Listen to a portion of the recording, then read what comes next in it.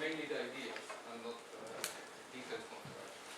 So as such, it fits on the later work of Samson and Bohr on using graphical structures in quantum theory. But this is not about quantum theory. It was motivated actually by a question of Robin Milner. So many of you may know that Robin was working in the very end on his bigraphs. So it doesn't quite matter what the bigraph is for the talk, just that it consists of a structure that has two kind of graphical representations. That's why it's called a bigraph. Here depicted in black over the left, and in green over the right. And what Robin did was to ask me this question: how can we generalize from tree structure that you see on the left on something called the place graph to some more general structure, namely directed acyclic graph? So, thinking about this problem, Robin had two main concerns.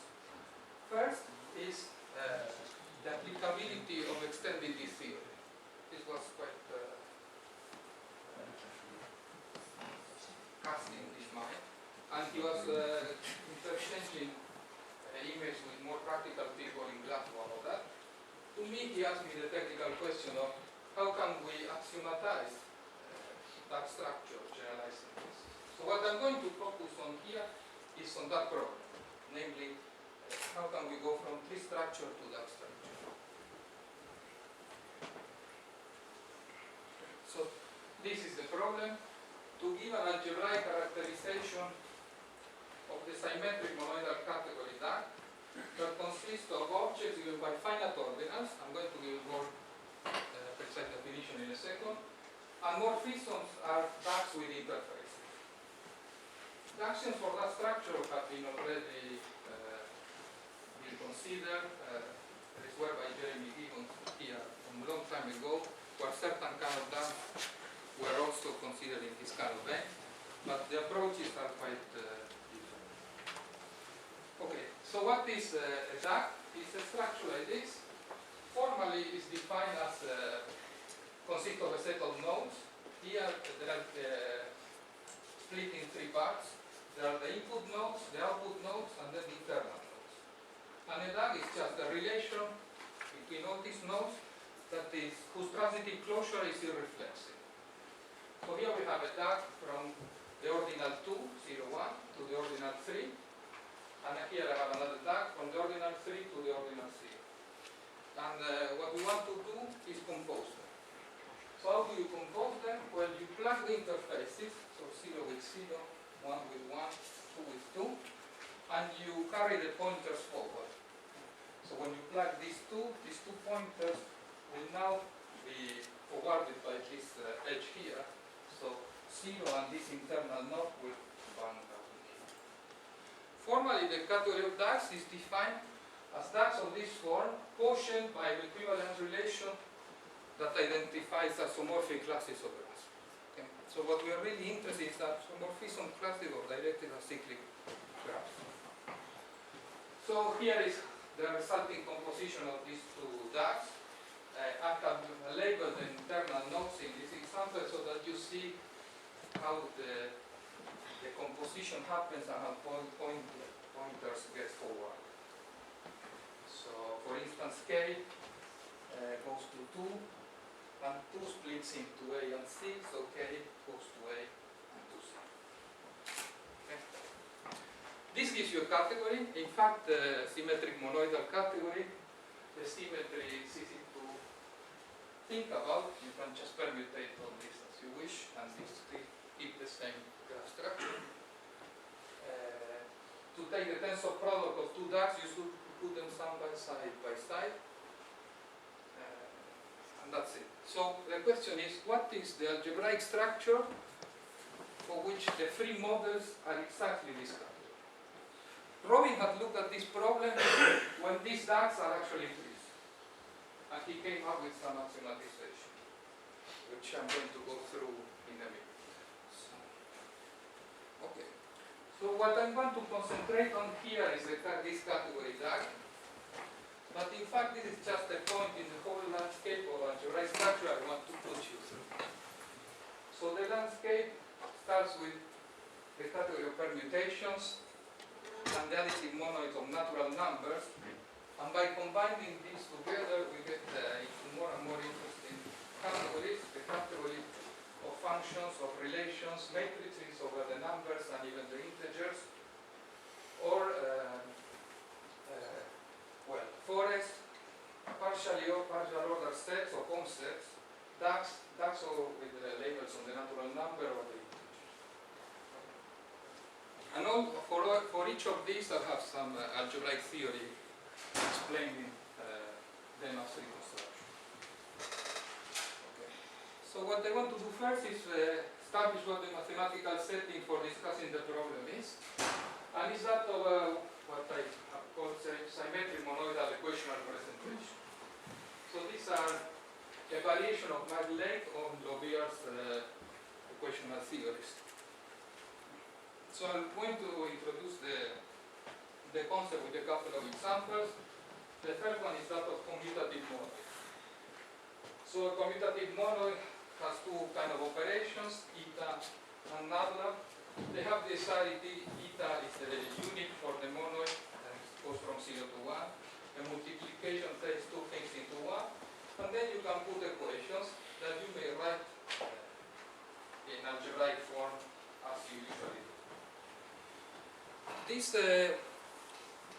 symmetric monoidal theories or equational representations are more general than the theories of universal algebra, in that you can specify operators like delta here with additive 1 to additive 2.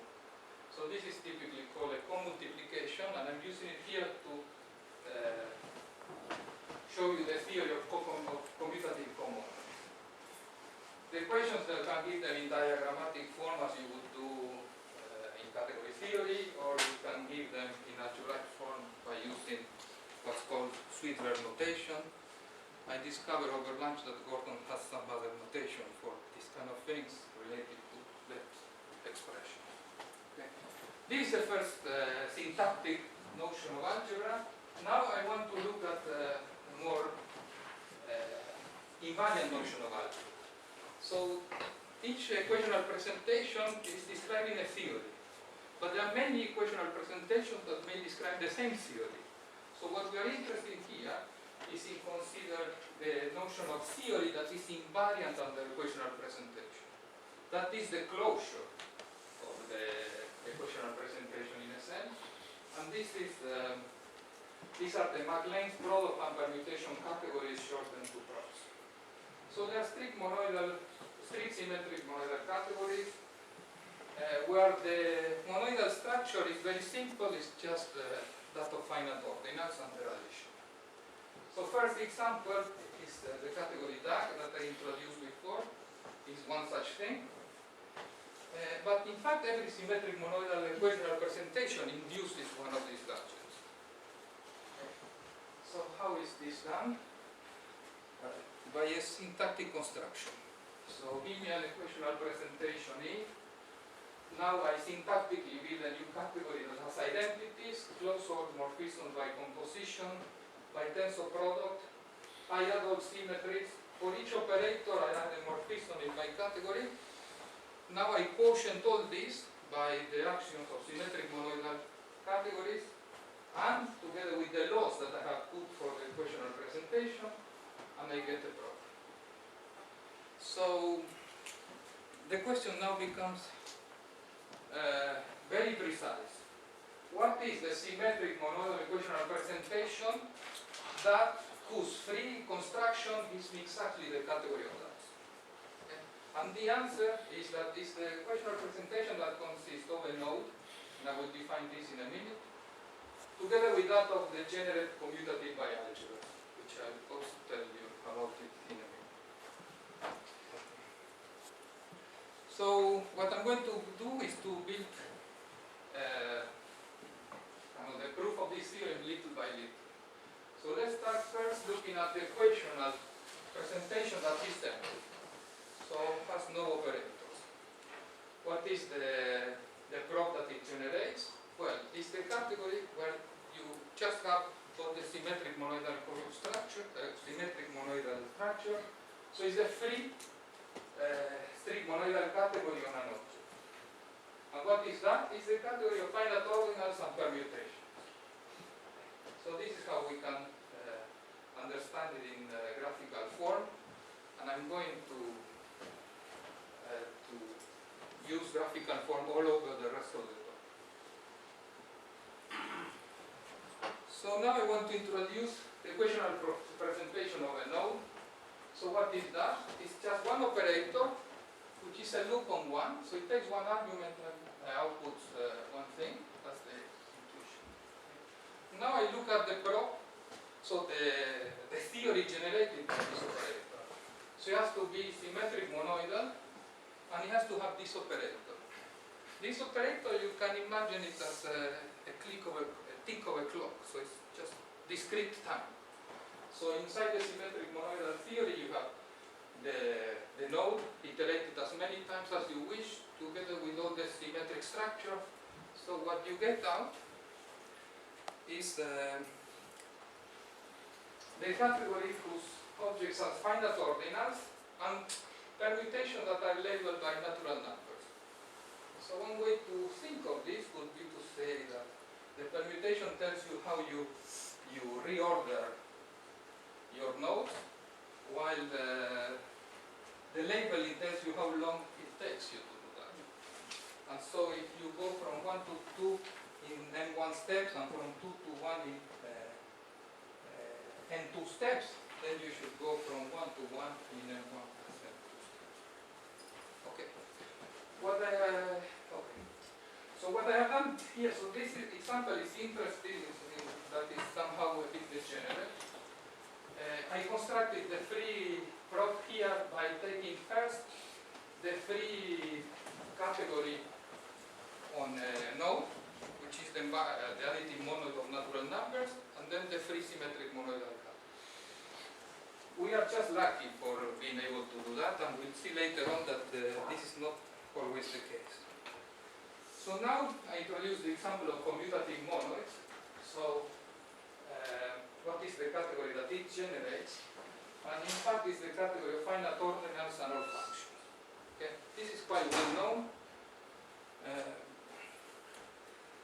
What's happening here is essentially that the commutative monoid structure forces the monoidal structure to be co-Cartesian. And then what you are generating is really the free co-Cartesian category, which is this category function. And here I give you an idea of why this is so. So here I have 3 morphisms from 4 to 4 to 3 to 2. Here we do a multiplication tensor with a swap. Here we do an identity tensor with a multiplication with an identity. And here we do a multiplication tensor with an identity. And when you compose, you just get the function that maps 0 to 3 to 0 and 2 to 1. So that's the idea. And every such function here has the canonical representation in that form.